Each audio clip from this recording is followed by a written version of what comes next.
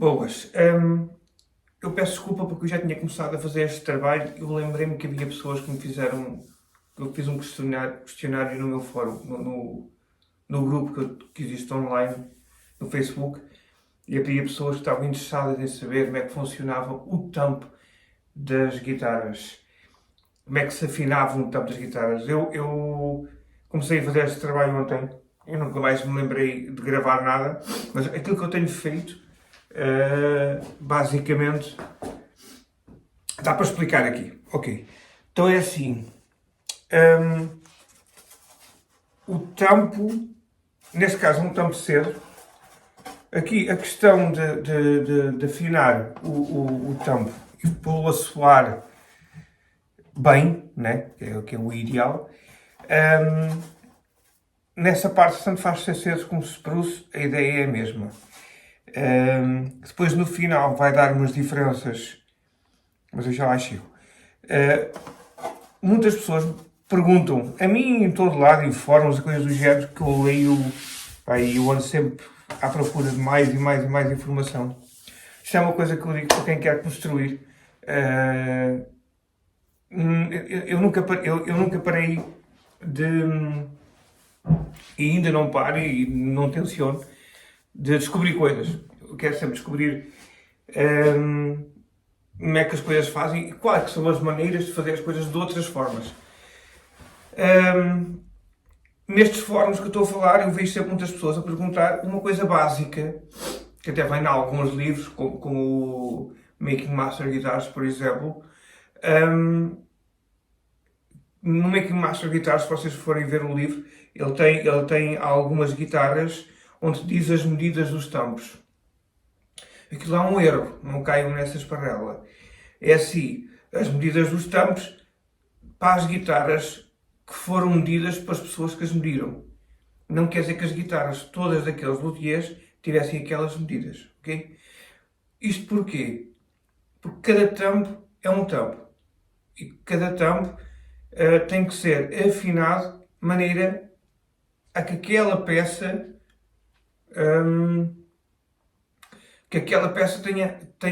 tenha o melhor som possível.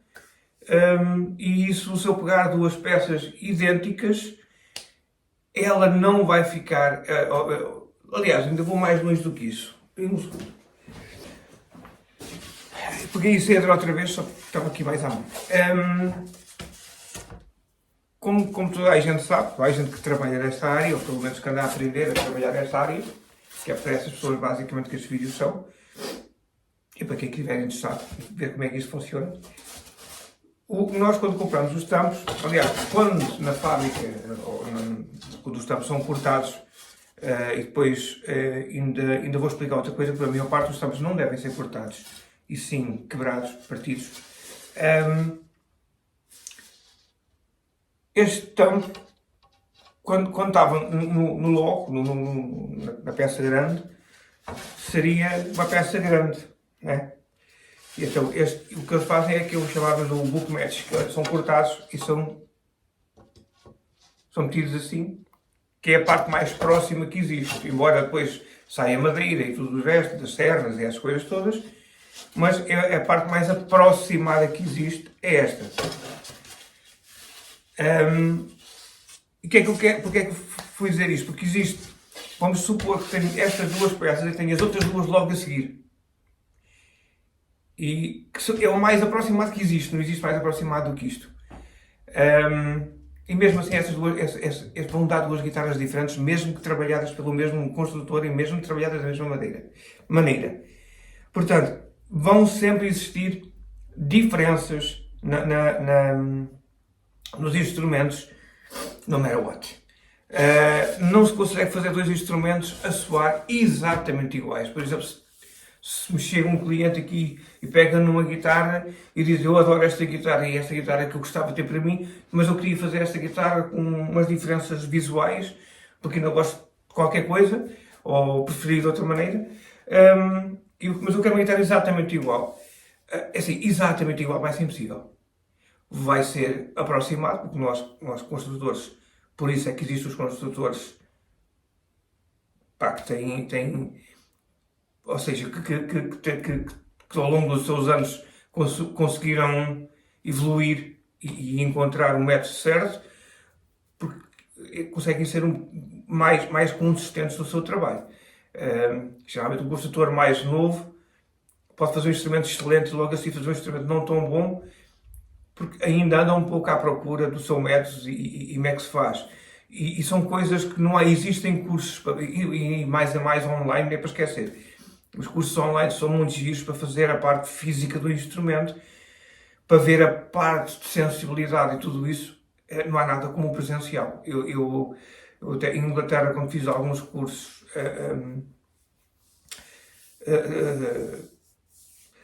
pessoas que me perguntavam sobre coisas, quando havia a parte mais física, a parte mais sensorial da questão, eles tinham que vir comigo, ter um curso de um dia ou 2 dias, aquilo que fosse preciso, para perceber do que é que eu estou a falar.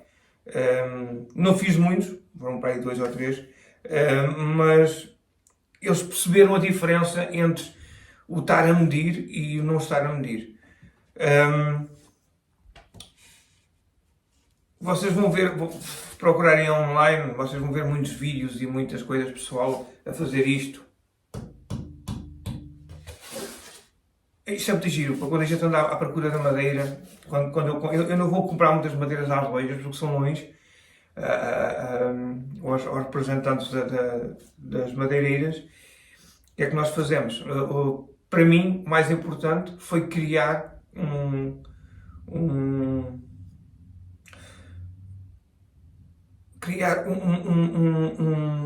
eu sei o que é que quero e eles têm que saber o que é que eu quero.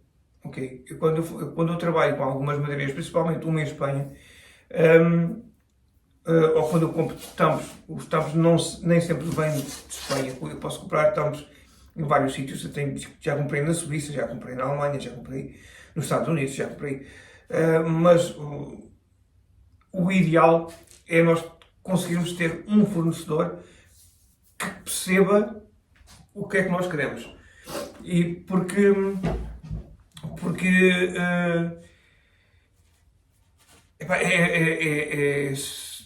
existe menos possibilidades de nós termos que mandar material para trás.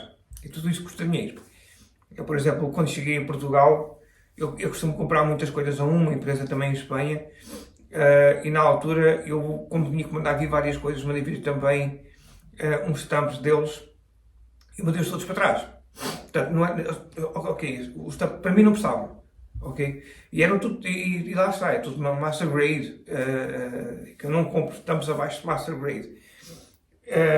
Porquê é que eu não compro tampos abaixo de master grade? Se eu for à loja e for escolher os tampos, se eu tiver a possibilidade de lá ir fisicamente, experimentar todos os tampos, não me interessa como é que ele é, sei lá, master grade, se ele não é, interessa como é que ele soa aquilo que eu quero.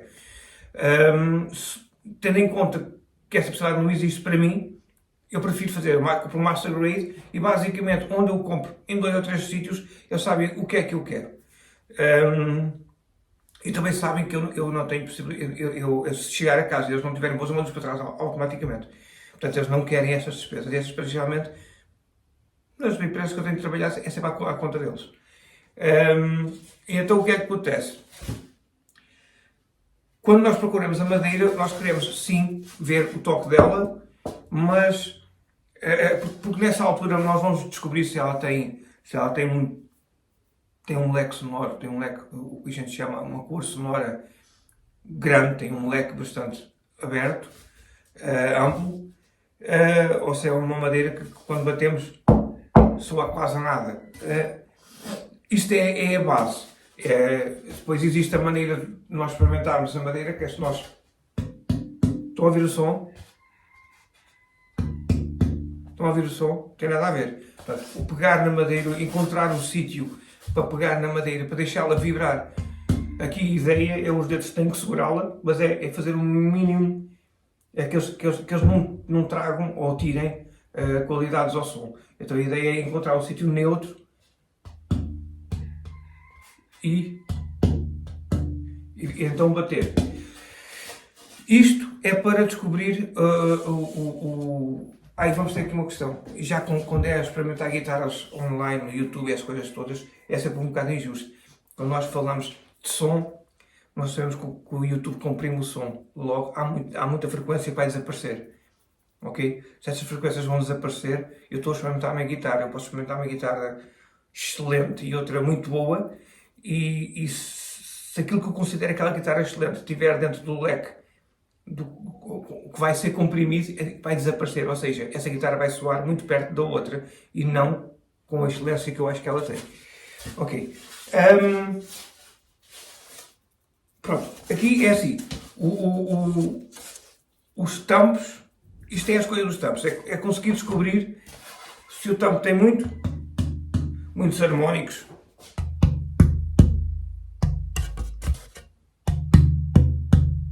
Praticamente não vão conseguir ouvir nada. O harmónico não é o que nós ouvimos do bater, é o que fica por trás. Ok? Todos os tampos vêm cortados a uma medida, que é a medida que nós chegamos, dá para colar e dá para passar e dá para limpar. Geralmente vêm todos muito acima da medida. E agora vamos entrar nas medidas. Qual é que é a medida ideal para o tampo? Não existe. Tem a ver com flexibilidade da própria madeira. Neste caso é cedro, mas podia ser spruce.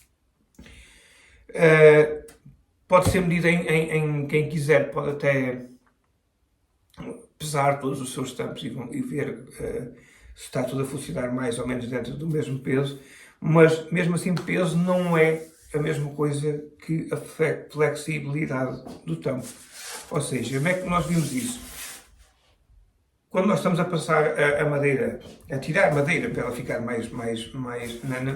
aproximar a madeira à medida que nós mais ou menos queremos, nós também sabemos, a partir de uma guitarra clássica, um tampo em spruce, eu posso começar a trabalhar nele a partir do spruce, mesmo cedo, mais ou menos a partir dos 2,5, 2,6, será a altura em que eu vou começar a ter preocupações em ir ver e estar constantemente a ver a medida das madeiras.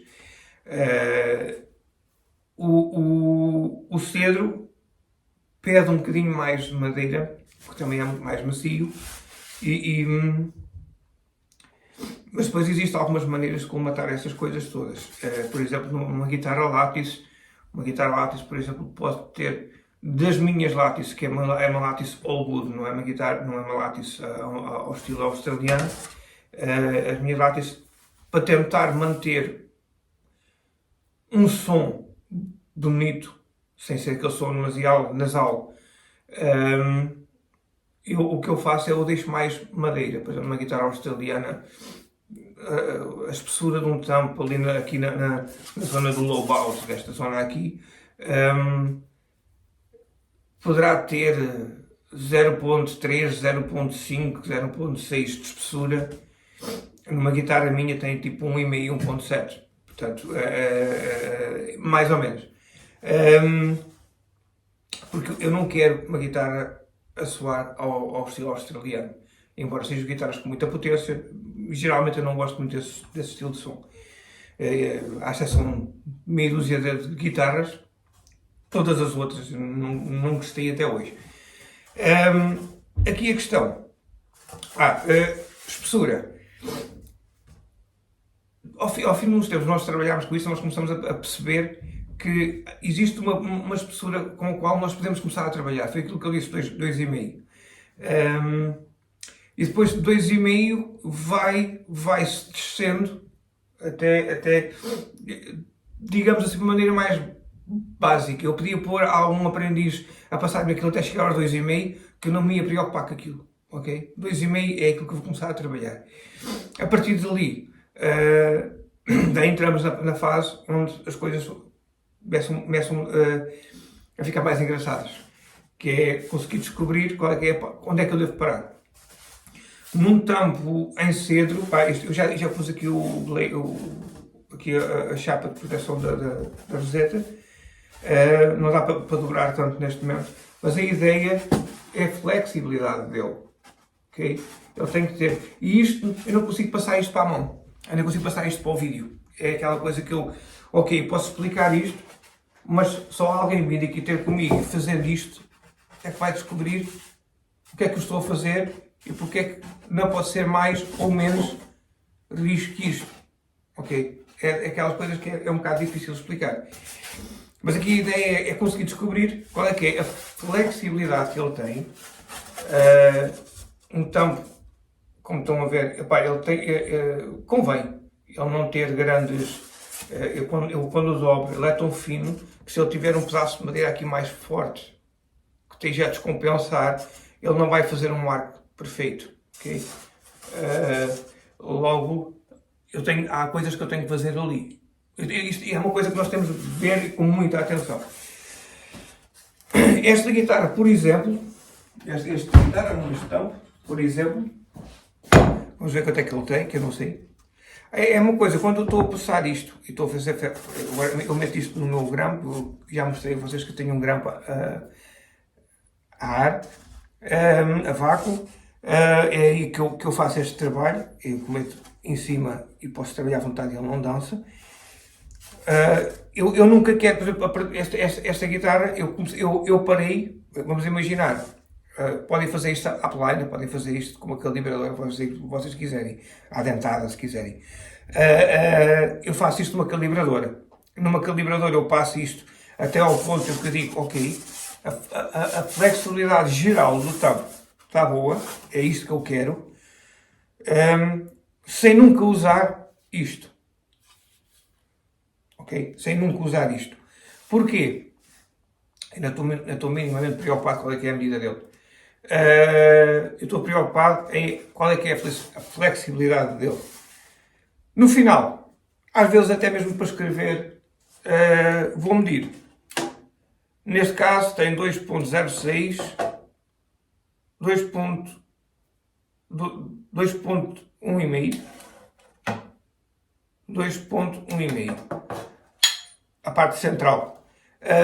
Geralmente pode-se fazer, geralmente a gente começa a deixar um bocadinho mais grosso daqui para aqui, ou seja, esta parte já é toda feita à mão, não na plana, ou seja, até aos 2,5 é feito na plana, peço desculpa.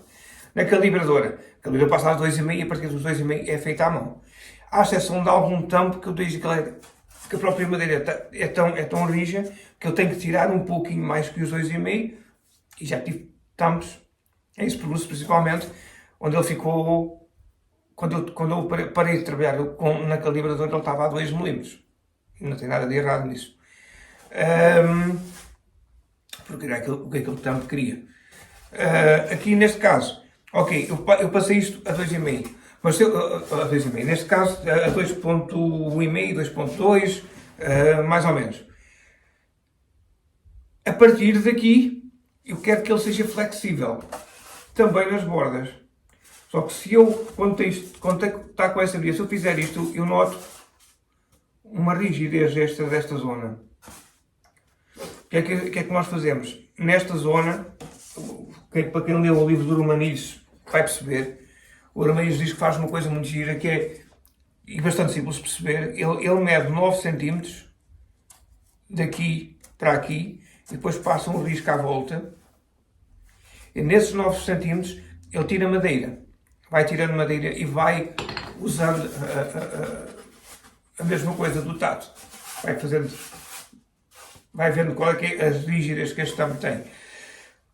Já tive tampos de passar até 1,5, por exemplo, e já tive tampos que eu não passei absolutamente nada, vim passar os dois, não mexi mais neles. Portanto, tem tudo a ver com aquilo que o tampo pede. Neste caso, tem 1.98, 1.99, é uma décima, não é por causa disso. Geralmente as duas peças tentam-se deixar igual, porque elas vão vibrar da mesma forma, vão se entender da mesma forma. Aqui nesta zona, geralmente eu tiro mais um bocadinho do que tiro aqui, mas não tanto como aqui e aqui, ok? Portanto, eu aqui vou tirar um bocadinho mais. Lá, mais uma vez, tem a ver com a flexibilidade do tampo. Após nós conseguirmos entender isto, vamos passar para a outra fase, que é, vamos meter fosses. Agora aqui com o fósforo nós pensamos sempre, epá, porque é que usas este desenho, porque é que não usas o outro, porque é que fazes desta forma, porque é que não fazes da outra. Nós temos que pensar aquilo que a gente chama de fundraising, nós temos que pensar estas pecinhas como estruturais, acima de tudo, ok? Elas vão estar aqui com dois efeitos. O primeiro efeito é estrutural e o segundo efeito, não por ordem nenhuma especial, mas o efeito principal será manter a estrutura do instrumento, ou do tambo, e o segundo será adicionar ou retirar qualquer coisa que eu queira deste tambo. Não é? Então é assim, vocês vão encontrar muitas informações sobre diferentes leques. Todas elas são certas. Nenhuma está errada. Se vocês forem ver, eu já fiz vários deles, há uns que eu consigo entendê-los melhor para mim, para a minha maneira de trabalhar. Eu achei que trabalhava melhor com eles. Mas existem outros com os quais eu consigo entender muito melhor. E há outros nem por isso. Aqui existem várias questões. Começamos. Eu vou começar com um livro que provavelmente muitas das pessoas que estão a ver isto conhecem, que é o livro do Romanilhos, o último livro que eu tenho para aí, onde ele explica porque é que ele tem esta barra harmónica aberta e passa o bracing por baixo, vem daqui até aqui. A ideia dele era conseguir aproveitar toda a vibração e ir buscar alguma informação aqui. Ele próprio entendeu que isso não resulta muito bem. É complicado explicar isto de uma maneira muito simples. Isto tem a ver com física. Portanto, à exceção de alguns construtores, 99,9% dos construtores eles vão pensar o instrumento daqui para baixo. E agora aqui entramos em desenhos, e porque é que este desenho é desta forma, porque é que o outro desenho é daquela forma. Eu já fiz várias formas, e já fiz influenciado no Hauser, no Romanilhos, no Fleta. Em sedos, por exemplo, eu usei várias vezes não diria que é uma cópia, porque nunca é uma cópia, mas era influenciado no Field, peço desculpa, no Friedrich. Há uns tempos para cá, a pedido até de um cliente que me pediu, que gostava muito do som francês e que queria fazer uma guitarra com um som mais dessa área, pediu-me para ver se conseguia fazer uma guitarra mais dentro da construção Field. Eu, obviamente, tudo quanto eu conseguia arranjar do Field, eu li, tentei perceber. Só ele mesmo é que pode explicar algumas coisas, mas eu tentei perceber mais ou menos aquilo que ele explicava e cheguei à conclusão, ok, eu acho que percebi e fiz. E a partir desse dia para cá, dessa guitarra para cá, eu tenho trabalhado e tenho tentado desenvolver muito mais este processo. É um processo inteiro, não é só as barras, porque para mim, e para aquilo que eu procuro nos instrumentos, foi o que eu fiz até agora que se aproximou mais daquilo que eu quero. Okay? Não sei se dá para ver aqui o desenho. Dá. Ele tem uma barra extra, uma barra harmónica extra. Ou seja, tem esta barra harmónica, tem outra cá em cima, mas esta parte aqui é para bloquear, a ideia é mesmo bloquear. E depois tem esta barra harmónica extra, que até está na diagonal. Pela experiência que eu tive até agora, esta barra, para mim, obviamente, e para ele também, e para alguns, faz uma grande diferença. O som muda completamente. Para mim, puxa o instrumento para outro patamar. É a minha opinião, atenção, não tem que ser, nem tem que ser de mais ninguém. Para mim, pela minha experiência, puxa o instrumento para outro patamar. esta barra harmónica é uma barra harmónica onde eu tenho feito muitas alterações.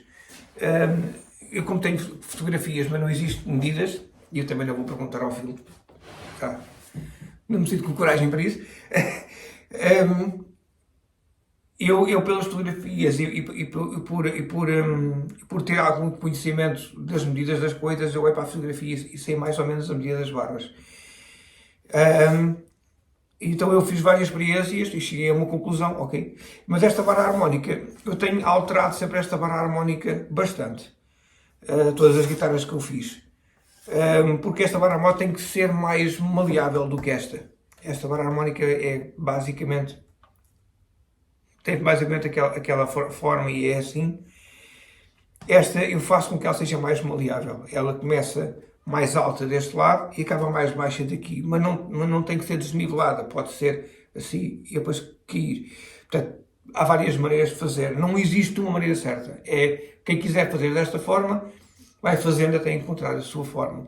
E depois vai fazendo também no instrumento. Se eu quero que o instrumento fique muito rígido, obviamente que eu vou deixar mais massa. Se eu quiser que o instrumento fique mais flexível, eu vou tirar um bocadinho mais massa. A ideia é balançar. Fazer o contrapeso. Na questão das espessuras, outra vez, a questão das espessuras, aqui o problema é... há uma altura que nós, ao tirarmos madeira, ele começa a perder harmónicos. Basicamente, quando tiramos madeira, ela perde harmónicos, ponto final. A questão é que ela vai perdendo harmónicos e há uma altura que ele perde tantos harmónicos que começa a soar um bocado de cartão. Então a ideia entre um construtor e uma fábrica, por exemplo, é que na fábrica eles não pensam nisso, e que é passado uma medida e está feito. Nós aqui a ideia é irmos ouvindo o instrumento para ver se ele não está a perder harmónicos ao mesmo tempo que vamos refletindo, e quando eu noto que existem harmónicos que estão a começar a desaparecer, eu vou ter que parar trabalhar, ou seja, tanto nessa área, ou então, se eu ver que a flexibilidade está muito boa, mas ele continua rico em harmónicos, então eu vou ficar super feliz porque vou ter os harmónicos, vou ter muitos harmónicos, mas no entanto tem a elasticidade que eu queria. Portanto, depois existe a questão da madeira. Há madeiras que nos dão melhores instrumentos do que outras, eventualmente. Logo lá começa a voltar ao princípio, o escolher da madeira é muito importante.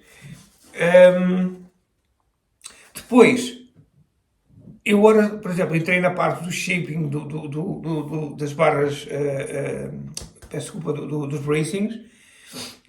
Aqui o que é que eu faço? Faço muita coisa. Eu geralmente passo, eu vou virar isto aqui um bocadinho, ver se isto está para ver. E vou mostrar agora.